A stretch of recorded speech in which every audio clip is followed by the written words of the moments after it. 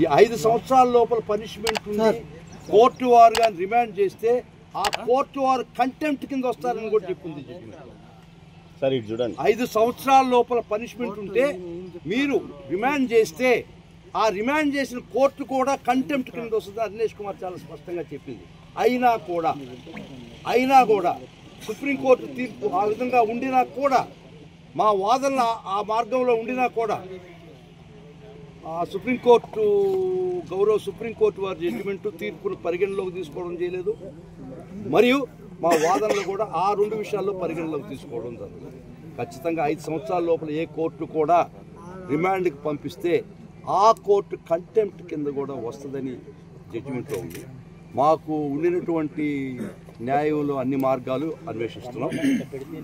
ప్రతి మార్గం కూడా మేము ఏది వదలం, అన్నీ చూస్తాం.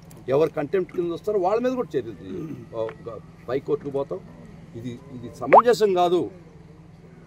ఒకసారి మీరు 111 తీసేసిన తర్వాత, ఐటీ యాక్ట్ లేదని తర్వాత, ఇది దీనికి అనువర్తించడం అని చెప్పిన తర్వాత కూడా పొరవ సెక్షన్లు 5 ఏళ్ళు లోపల పనిష్మెంట్ ఉన్నా కూడా, 5 ఏళ్ళు ఉండినా కూడా అదినేష్ కుమార్ ఫాలో కావాలన్న మా వాదన. సుప్రీంకోర్టు వారు చాలా స్పష్టంగా చెప్పింది. అట్లా ఫాలో కాకపోతే ఏ కోర్టునైనా కంటెంప్ట్ కింద మేము బుక్ చేస్తామని సుప్రీంకోర్టు కూడా చెప్పింది. ఆ విధంగా కూడా మేము ఆలోచిస్తున్నాం. మేము ఈ న్యాయ పోరాటం ఆగదు. చాలా స్పష్టంగా చెప్తున్నాం.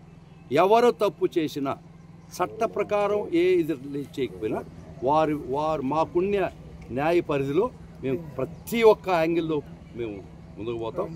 ఎవరు కంటెంప్ట్ కింద వస్తారో తర్వాత ఆలోచిస్తాం. ఈ దూషణల గురించి ఏమైనా జడ్జి గారు